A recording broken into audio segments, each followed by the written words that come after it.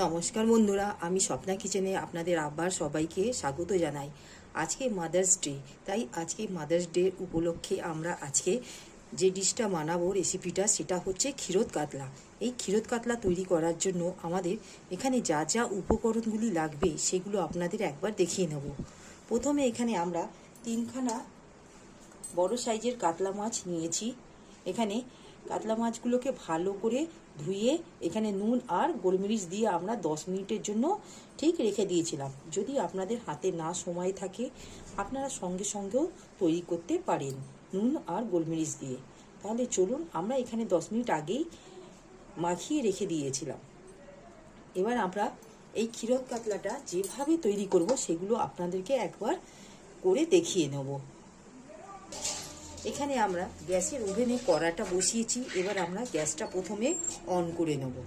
এখানে আমরা গ্যাসের ফ্লেমটা অন করে নিয়ে কড়াটা বসিয়েছি। আমরা এই ক্ষীরোদ কাতলাটা সাদা তেল দিয়ে করছি। আপনারা যদি মনে করেন সর্ষে তেল দিয়ে করতে পারেন, কিন্তু এই ক্ষীরোদ কাতলাটা সাদা তেল দিয়ে করলে বেশি ভালো হবে। তাই আমরা এখানে রিফাইন অয়েল দিয়ে ক্ষীরোদ কাতলাটা তৈরি করব। কড়াটা ঠিক গরম হয়ে গেছে। ঠিক এই অবস্থায় আমরা এখানে রিফাইন অয়েলটা দিয়ে নেব।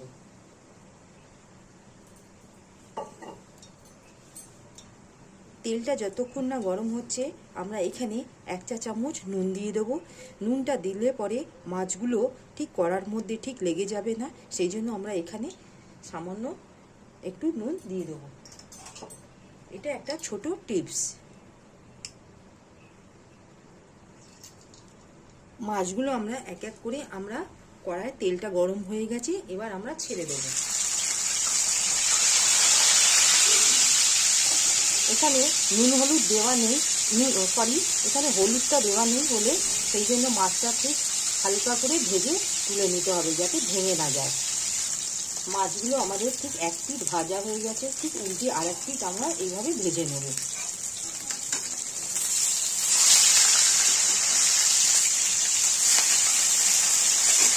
ঠিক হালকা লাল করে আমরা ভেজে নিলাম মাছগুলো। এবার আমরা এক এক করে ঠিক এপিঠ এপিঠ ভাজা হয়ে গেছে, মাছগুলো আমরা ঠিক তুলে বার করে নিলাম। যে মাছগুলো বাকি আছে সেগুলো আমরা ঠিক একইভাবে ভেজে নেব। এখানে যতক্ষণ আমাদের মাছটা ভাজা হচ্ছে এখানে আমরা একটা মশলার পেস্ট তৈরি করে নিয়েছি। এখানে আদা, রসুন আর কাঁচা লঙ্কা এটাকে আমরা ভালো করে স্মুথ করে বেটে নিয়েছি। মাছটা ভাজা হয়ে গেছে, আমাদের প্রত্যেকটা মাছ দেখুন এইভাবে ভাজা হয়ে গেছে, আমরা তুলে নিলাম। আমরা এখানে এই মাছ ভাজার তেলে গোটা গরম মশলার ফোড়ন দেব, আর এখানে দেব আমরা একটা বড় সাইজের কুচনো আমরা এখানে কুচিয়ে রেখেছিলাম টমেটোর, সেটা আমরা দিয়ে দিলাম।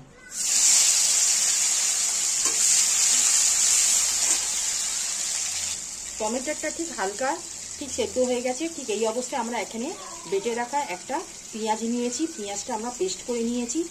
এই পেঁয়াজটা আমরা দিয়ে দেবো এই মশলার মধ্যে, টমেটোর মধ্যে দিয়ে নেব।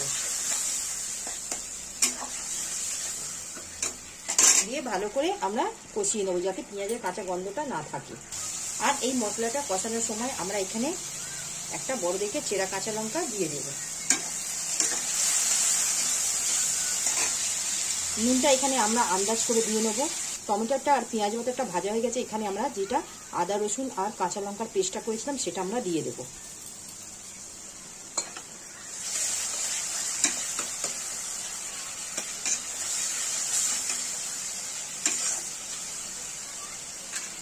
দিয়ে এখানে এইবারে আমরা নুনটা আন্দাজ করে দিয়ে নেব।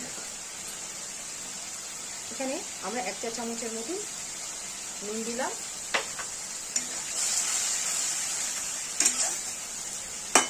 1 থেকে 2 মিনিটের মতন আমরা কষিয়ে নেব যাতে আদা রসুনের কাঁচা গন্ধটা না থাকে। এখানে আমাদের আদা রসুন দিয়ে যে মশলাগুলো দিয়ে ভেজেছিলাম সেটা ঠিক মশলাটা কষানো হয়ে গেছে। তারই মধ্যে আমরা এখানে কিছুটা গুঁড়ো মশলা আমরা এখানে দেবো।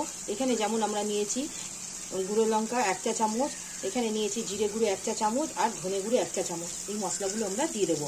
এছাড়া আর আমাদের কোনো মশলা এই ক্ষীরোদ কাতলায় আর যাবে না।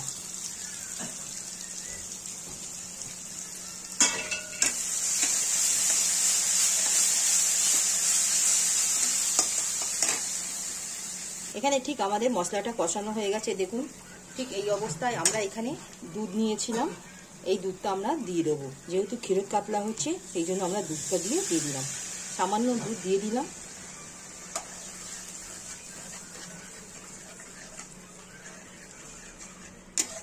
না দিয়ে এখানে আমরা এই দুধের মধ্যে এখানে আমরা 1 চা চামচ আমরা এখানে ময়দা দিয়ে গুলে দিয়ে দেব।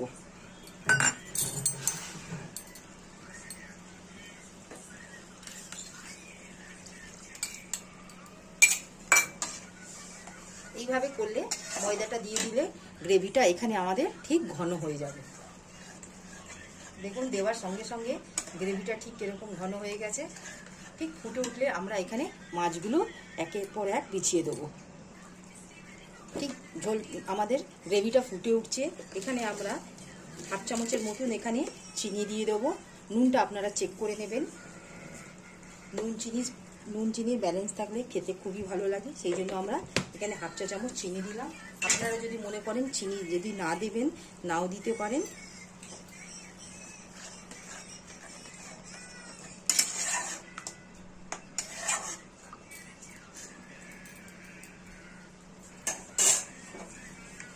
ঠিক এখানে আমরা মাছগুলো এক এক করে এই গ্রেভির মধ্যে দিয়ে দেবো।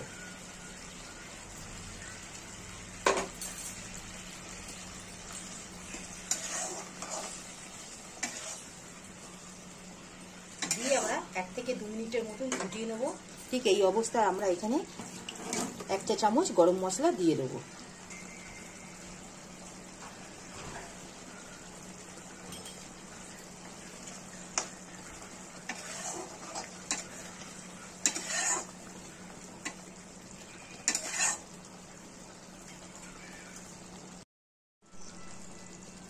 দেখুন ঠিক 1 থেকে 2 মিনিট হয়ে গেছে, ফুটে উঠেছে।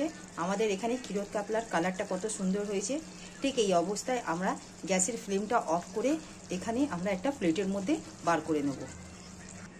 বন্ধুরা দেখুন আমাদের এই ক্ষীরোদ কাতলার রেসিপিটি সম্পূর্ণ তৈরি হয়ে গেল। এটা যদি এই রেসিপিটি আমাদের যদি ভালো লাগে আপনারা এটা বাড়িতে তৈরি করে দেখবেন, খুবই সুন্দর খেতে হয়। বাড়িতে সামান্য কিছু উপকরণগুলো দিয়ে এই ক্ষীরোদ কাতলাটা অনায়াসে তৈরি করা যায়। আমাদের এই রেসিপিটি যদি ভালো লাগে আপনারা আমার এই চ্যানেলে লাইক, সাবস্ক্রাইব আর শেয়ার করবেন, আর প্লিজ কমেন্টে জানাবেন, পাশে থাকবেন।